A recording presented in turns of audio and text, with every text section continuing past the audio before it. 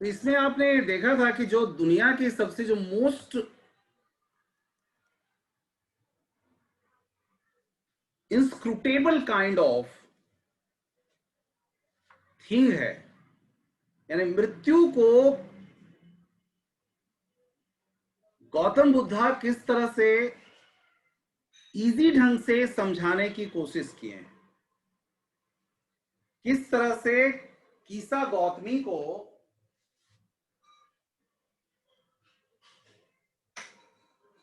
किस तरह से वो ये गूढ़ जो सब्जेक्ट है, इतना डिफिकल्ट सब्जेक्ट है, इंस्क्रूटेबल टाइप ऑफ जो सफरिंग है, उसको वो समझाने में कामयाब किस तरह से होते हैं गौतम बुद्धा, किस तरह से वो आराम से समझा देते हैं, बिना कोई मुश्किल के समझाने में सफलता उनको मिलती है। Inscrutable type of suffering.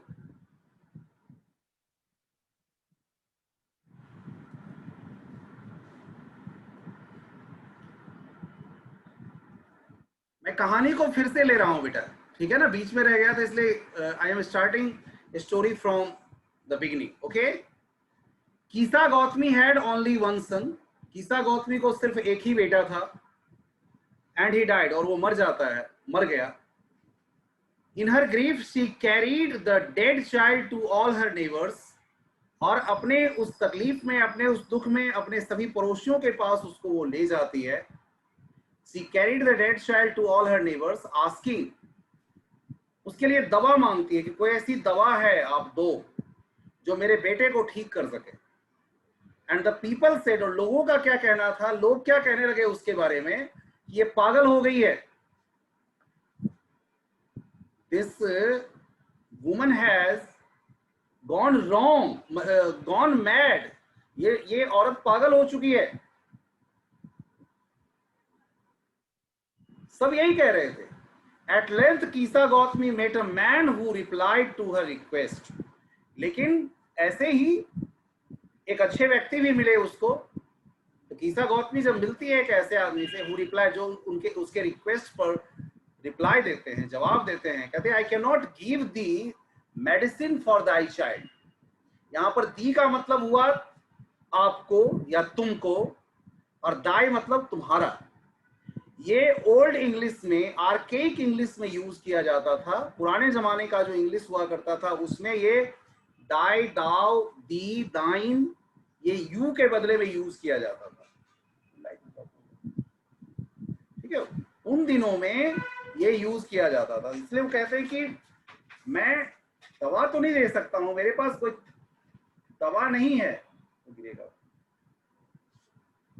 ऊपर ऊपर, मेरे पास कोई दवा तो नहीं है, लेकिन मैं एक व्यक्ति का नाम बता सकता हूं। But I know a physician who can, एक फिजिशियन जरूर मैं बता सकता हूं, जो फिजिशियन तुम्हें दवा दे सकता है।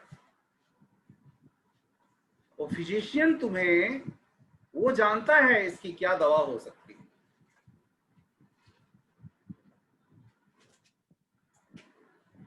No a physician who can.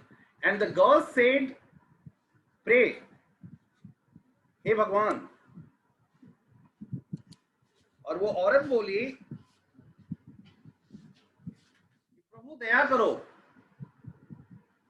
प्रभु दया करो, ऐसे व्यक्ति का नाम बताओ, कौन है वो।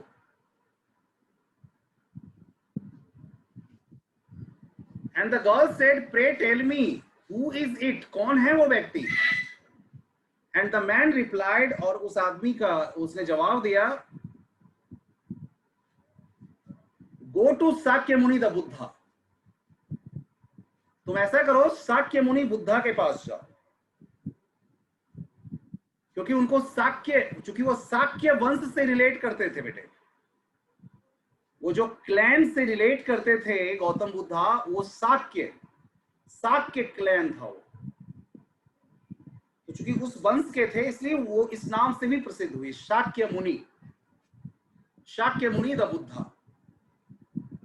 कीसा Gautami repaired to the Buddha and cried.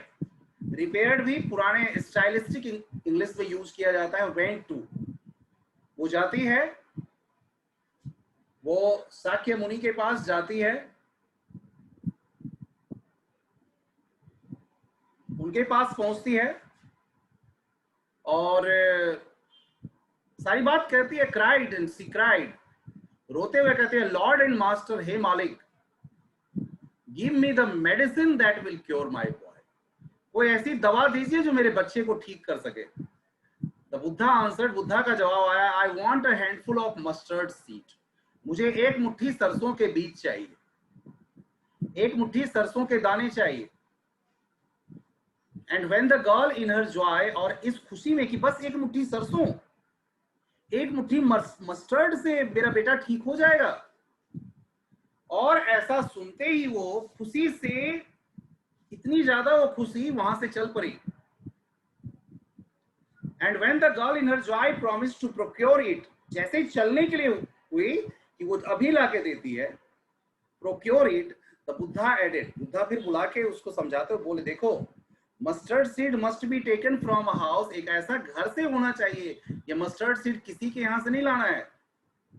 एक ऐसा घर ढूंढो, ऐसे घर से ये मस्टर्ड सीड लाना है, where no one has lost a child, जहां किसी ने अपना बेटा नहीं खोया हो, हस्बैंड नहीं खोया हो। Anjali, do you have to ask anything?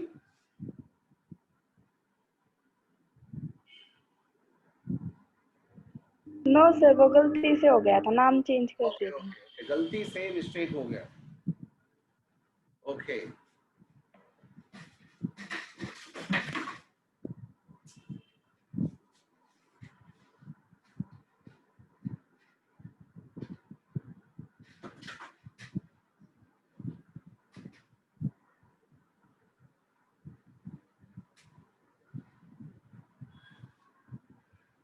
फिर गिरेगा।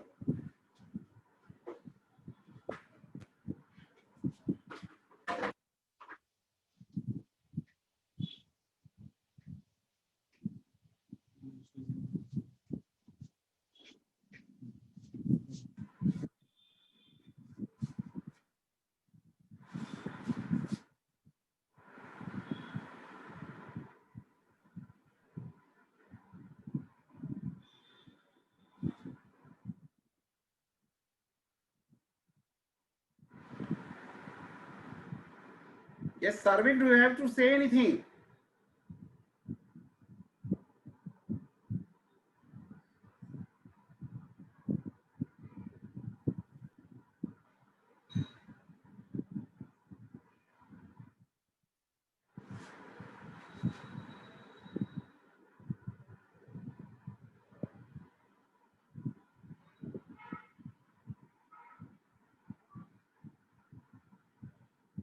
See guys,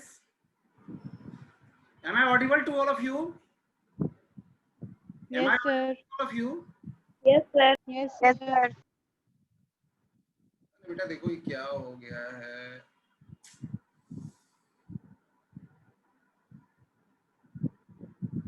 प्रणाम सर। प्रणाम बेटा, प्रणाम प्रणाम। Sarvik, you have joined right now. You have Sorry joined, sir. you have joined just now. No sir, I joined before but mic was not working. Okay guys, okay guys,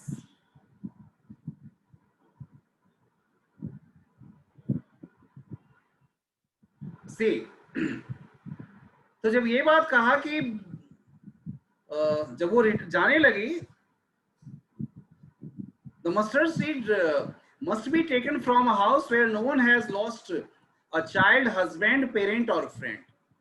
लेकिन ऐसा घर होना चाहिए, ऐसे घर से तुम्हें लाना है ये मस्टर्ड का सीड, जहां किसी ने अपना बेटा नहीं खोया हो, बच्चा नहीं खोया हो, पति नहीं खोया हो, माता पिता में से किसी को नहीं खोया हो, या कोई उसका दोस्त नहीं मरा हो। Actually, he wanted to make Kisa understand the fact of life. ये जो मृत्यु है इनस्क्रूटेबल है, कोई बचेगा नहीं इससे। इस मृत्यु से कोई भी अपने आप को अगर बचाना चाहेगा तो बचा नहीं सकता है अपने आप। लेकिन देखिए ये क्या होता है कि अपने ग्रीफ में, अपने तकलीफ में, अपने दुख में सब इतना उस समय में दुख से भरे होते हैं कि उनको समझ नहीं आता है क्या सही है क्या गलत है। Perhaps Kisa also did not understand, Kisa को भी समझ में नहीं आया क्या बात है ये, क्योंकि she was in her deepest grief. वो चली फिर भी। Poor Kisa Gotami now went from house to house, हर घर जा जा के वो पूछती है। And the people pitied her, लोग उस पर दया करने लगे, उसके स्थिति पर लोगों को दया आने लगी। और लोगों ने यही कहा कि here is mustard seed, take it, देखो यहां है सरसों के दाने, ले लो। बट व्हेन शी आस्क्ड, लेकिन जब उसने ये पूछा, डिड अ सन और डॉटर, क्या कोई बेटा बेटी पिता माता डाई इन योर फैमिली, क्या आपके परिवार में इसमें से कोई मरे हुए हैं? तो दे आंसर्ड हर, तो उनका जवाब यही आता है, alas the living are few, जीवित लोगों की संख्या बहुत कम है, जीवित लोगों की संख्या बहुत कम है। But the dead are many, मृत लोगों से ही ये भरा हुआ है, मृत लोगों की संख्या ज्यादा है। और ये भी कहा, do not remind us of our deepest grief, जो सबसे बड़ी तकलीफ है हम लोगों की उसको याद मत दिलाओ, ये सबसे जो बड़ी तकलीफ है इसे मत याद दिलाओ मुझे। हर घर में उसे यही सुनने को मिलता है, हर घर में यही सुनती है। Means there was no house but some beloved one had died in it, कि कोई ऐसा घर नहीं था जहां की किसी ने अपने किसी क्लोज को, अपने किसी लव्ड वन को, अपने किसी बिलव्ड को नहीं खोया हो, या उनका कोई अपना बिलव्ड, अपना कोई लव्ड वन नहीं मरा हो, ऐसा कोई घर नहीं था। She did not find any house like that. कीसा Gautami became weary, और घर घर जाके जब वो थक जाती है, वियरी मतलब tired, when she gets tired and hopeless, और आशा भी उसकी धूमिल होती चली जाती है, आशा विहीन जब वो हो जाती है, होपलेस हो जाती है, and set down at the way side watching the lights off the city, तो शहर के बुझते बंद होते, बुझते सॉरी टिमटिमाते और बुझते हुए लाइट्स को देखने लग जाती है। एट लास्ट, अब वो लाइट क्या हो रहे थे, पहले फ्लिकर कर रहे थे यानी टिमटिमा रहे थे, थोड़ी तेजी से टिमटिमाए और फिर एंड वर एक्सटिंग्विश्ड अगेन, और फिर वो बुझ जाते थे। At last the darkness of the night reeled everywhere, और अंत में चारों ओर अंधेरे का साम्राज्य हो जाता है। And she considered the fate of man, तब उसको समझ में आता है कि आदमी का भाग्य क्या है, आदमी के मतलब मनुष्य के जीवन में क्या है, that their lives flicker up and are extinguished again, कि उनके जीवन में भी वो क्या होता है, टिमटिमाता है, एक अच्छा वक्त तो जो टिमटिमाता है फिर वो बुझ जाता है। And she thought to herself, और फिर वो सोचने लग जाती है, how selfish am I in my grief, कि मैं अपने तकलीफ में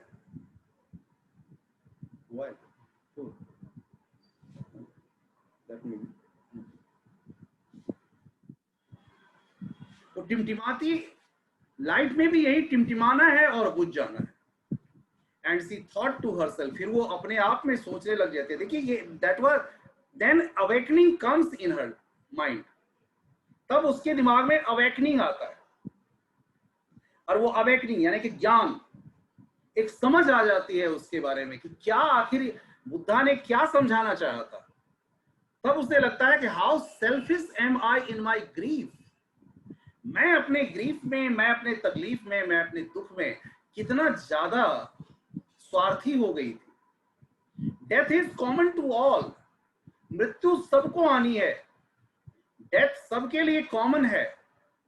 yet in this valley of desolation there is a path that leads him to immortality, फिर भी इस मृत्यु के इस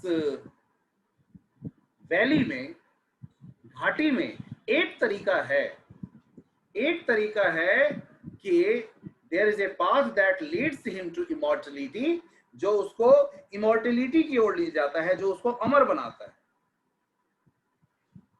वैली ऑफ डेसोलेशन, यानी दुख तकलीफ से भरी हुई जो ये धरती, ये जो घाटी है, यानी ये जो दुनिया है, उसमें एक तरीका है ऐसा जो कि आदमी अपने आप को किधर ले जा सकता है, इमॉर्टलिटी की ओर ले जा सकता है, अमरता की ओर ले जा सकता है। और वो कब हो सकता है? Who has surrendered all selfishness, जिसने स्वार्थ को त्याग दिया हो। हमारे सभी दुखों का कारण हमारा स्वार्थ होता है। अगर हम उस स्वार्थ को छोड़ दें, अपने माइंड से उस स्वार्थ को अगर हम निकाल दें, तो हम दुख से आजाद हो जाएंगे।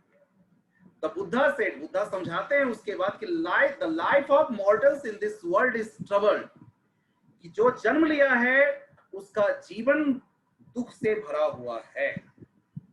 इस दुनिया में उसका जीवन दुख से भरा हुआ है।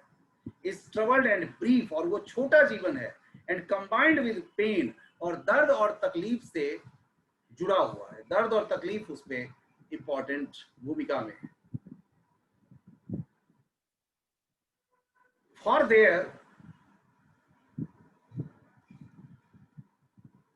there is not any means, कोई तरीका नहीं है, by which those that have been born can avoid dying, कि जिसका जन्म हुआ है वो मृत्यु से बच सकता है या अपने आप को मृत्यु से बचा सकता है, ऐसा कोई तरीका नहीं है।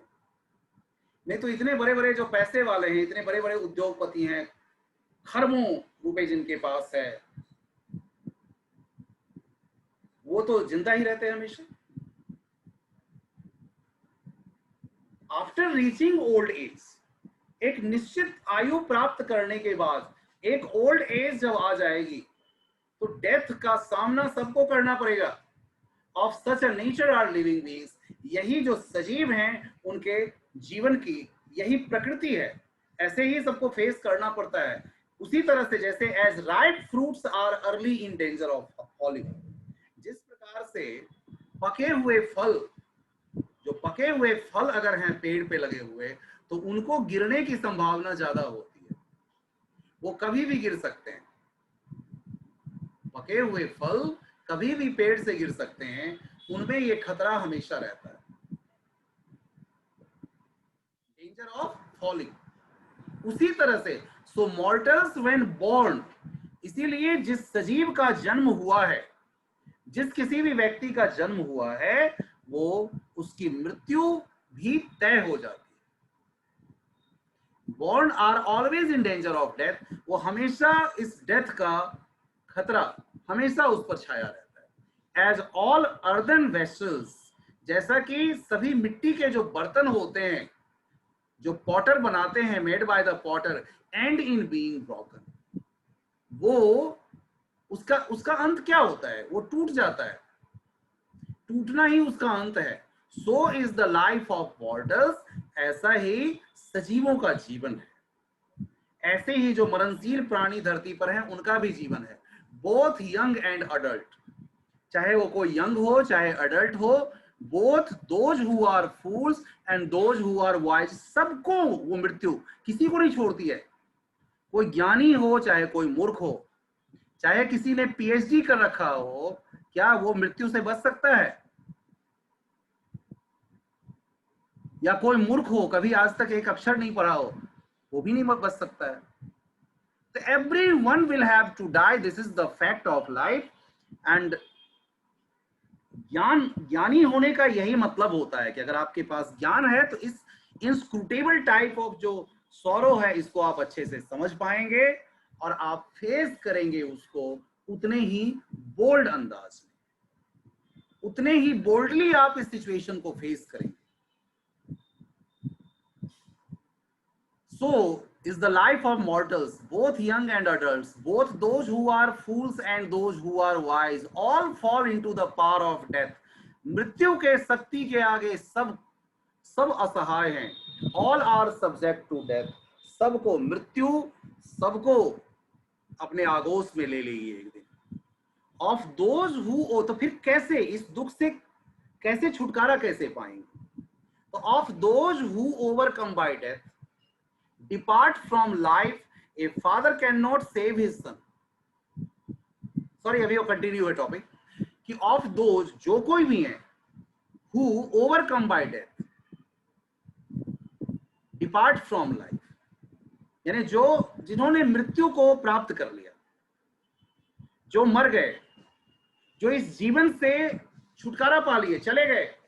A father can not save his son, किसी पिता में इतनी शक्ति नहीं है कि अपने बेटे का जिंदगी बचा सके। नॉर किन्समैन देयर रिलेशंस, न तो कोई परिवार में, न किसी सगे संबंधी में इतनी ताकत है कि किसी को बचा सके। मार्क शब्द पहले ही है, ये ओल्ड इंग्लिश में यूज किया जाता। मार्क मतलब ध्यान से सुनो, ध्यान दो, समझो बात को। अटेंशन जिसको कहते हैं, attention. Mark, while relatives are looking on and lamenting deeply, जिस समय में सगे संबंधी बहुत ज्यादा तकलीफ सह रहे होते हैं, ग्रीव कर रहे होते हैं, परेशान हो रहे होते हैं, लेमेंटिंग पश्चाताप कर रहे होते हैं, one by one mortals are carried off, क्या उस बीच में उन परिवारों में से किसी की मृत्यु नहीं होती है? उस परिवार में से भी तब भी कोई ना कोई मृत होता ही रहता है, वो जाते रहते हैं। One by one mortals are carried off like an ox, ये कुछ इसी तरह से जैसे ऑक्स होता है, ऑक्स बैल, that is led to the slaughter, जो स्लॉटर के में ले जाया जाता है। स्लॉटर मतलब वध स्थल पे, जहां उसको काटा जाता है, जिस तरह से ऑक्स को ले जाया जाता है, that is led to the slaughter. So the world is afflicted with death and decay, इसलिए ये पूरी दुनिया जो है वो डेथ और डीके से भरी हुई है। डेथ मतलब मृत्यु है, डीके मतलब नाशवान है। जिस चीज का जन्म हुआ है उसका मृत्यु निश्चित है, जिस चीज का सृजन हुआ है, जन्म का मतलब है सृजन, जिस चीज का सृजन हुआ है उसका अंत भी निश्चित।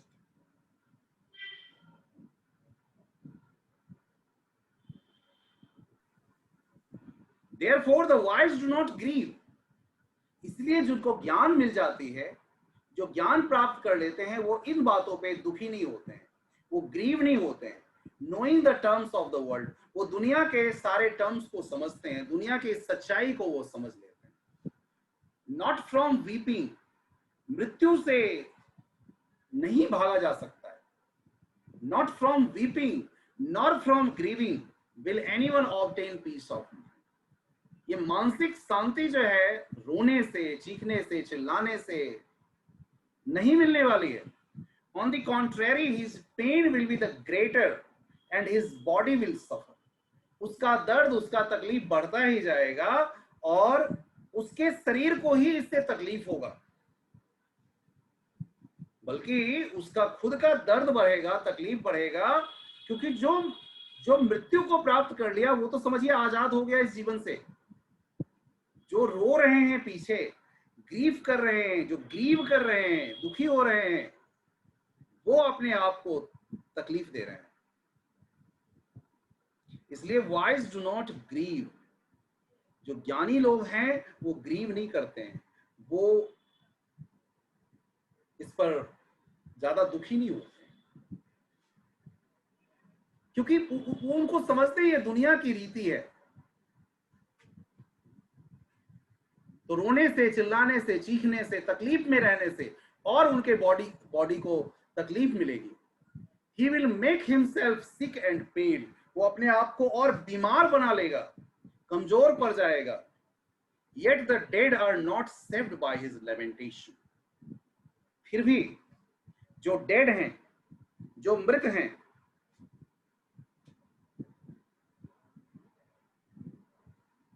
उनको क्या वापस लाया जा सकता है?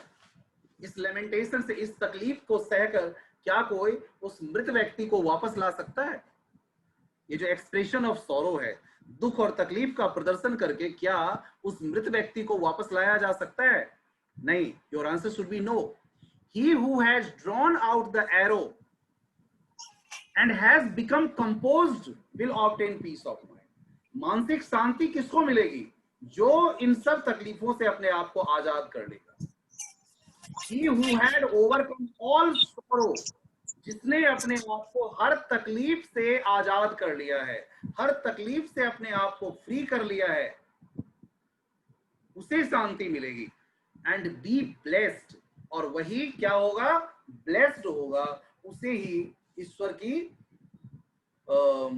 की अनुकंपा मिलेगी, ईश्वर का आशीर्वाद मिलेगा। And such person will be free from all types of sorrow. बताइए बेटा, फिर समझ में आया कहानी? Hey guys, did you understand?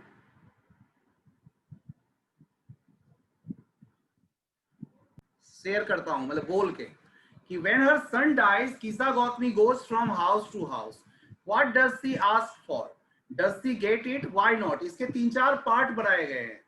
देखिए क्वेश्चन, ये लाइन है, दिस इज द लाइन, कि जब उसका बेटा मर जाता है तो कीसा गौतमी घर घर जाती है, और पहला क्वेश्चन पूछा है कि what does she ask for, दूसरा क्वेश्चन उसी में ऐड किया है कि डज शी गेट इट, क्या उसको वो मिल पाता है, और तीसरा क्वेश्चन उसी में ऐड कर दिया, व्हाई नॉट, क्यों नहीं।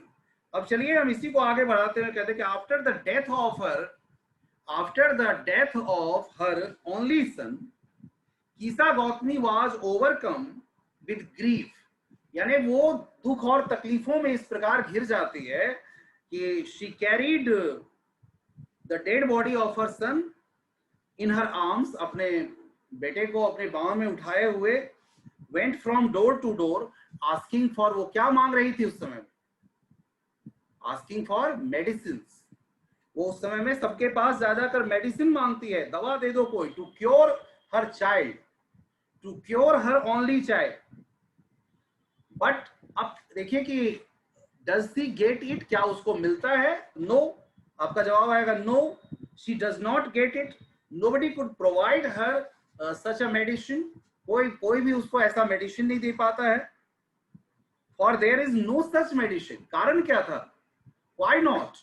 Because there is no medicine in this world which can save any dead one,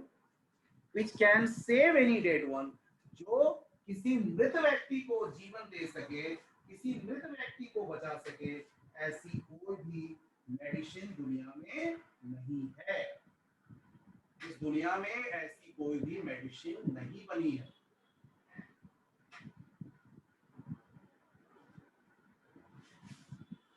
ऐसी कोई भी मेडिसिन इस दुनिया में नहीं बनी है जो किसी डेड को बचा सके, किसी मृत व्यक्ति को बचा सके। That's why she doesn't get it. ये इसका आंसर होगा। Second question comes to you, Kisa Gautami again goes from house to house, ये दूसरी बार, और ये दूसरी बार कब हुआ? After meeting Gautam Buddha. ये गौतम बुद्धा से मिलने के बाद की कहानी है। क्या आफ्टर, देखिए 4 विद्वान जो हैं वो मीटिंग को छोड़ चुके हैं। These are 4 learned students of Champion and Ambition. They have left the class. These are 4 students. तो जब जाते हैं तो Gautam Buddha ask Kisa to bring a, किस ले जाते? देखिए अब यहाँ पे कि what does she ask for, इस बार क्या कहती है? The second time around, does she get it, क्या मिलता है उसको? व्हाई नॉट, इस बार क्यों नहीं मिलता है? तो इसका देखिए क्वेश्चन का लिखेंगे कि Gautam Buddha ask Kisa to bring a handful of mustard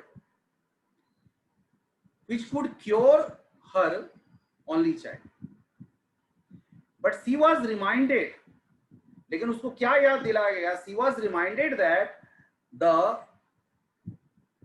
mustard should be from such a house where no dear or loved one had died. अब उसको और ज्यादा आप वो करके लिख सकते हैं, no child, no father, no mother,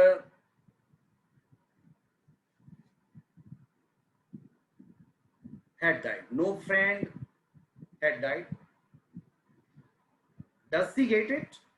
So she doesn't get such a house where nobody had died.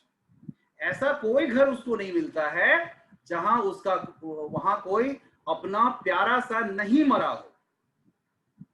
It was the reason she couldn't get that type of mustard. तो ऐसा मस्टर्ड उसको नहीं मिलता है. Third question comes to you. What does Kisa Gautami understand the second time? दूसरी बार उसको क्या बात समझ में आती है? Second time that she failed to understand the first time. जो शायद पहली बार वो समझ नहीं पाई थी. Was this what the Buddha wanted her to understand? क्या ये वही बात थी जो बुद्धा आज उसको समझाना चाहते थे, बताना चाहते थे? तो देखिए, yes, after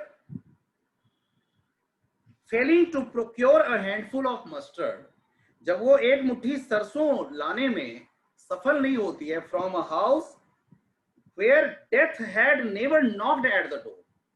इसका मतलब ये हुआ ना कि किसी ने अपना बच्चा नहीं खोया हो, किसी ने अपना पेरेंट नहीं खोया हो, किसी ने अपना हस्बैंड नहीं खोया हो, किसी ने अपना कोई दोस्त नहीं खोया हो, तो वो घर कैसा होगा? यानी कि nobody has lost anyone, यानी कि डेथ उसके दरवाजे को कभी दस्तक नहीं दिया हो, इसका मतलब. तो she couldn't find such a house where death had never knocked at the door. She sat down by the roadside. वो ये रोड के किनारे, सड़क के किनारे बैठ जाती है, feeling helpless, अपने आप को helpless महसूस करती है. She saw the lights of the city flicker करते हुए and distinguishing. वो देखती रह जाती है कि लाइट जो है वो पहले फ्लिकर करता है, टिमटिमाता है, फिर बुझ जाता है. At last it was darkness everywhere. फिर चारों ओर अंधेरा छा जाता है. She realized that death was common to all. तभी उसको वो रियलाइज करती है कि जो डेथ है वो कॉमन है, वो सबको एक न एक दिन आनी है. And she was being selfish. She thought that she was being selfish in her grief.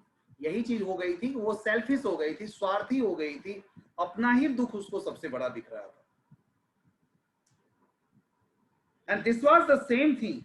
Yes, this is what Buddha wanted her to understand.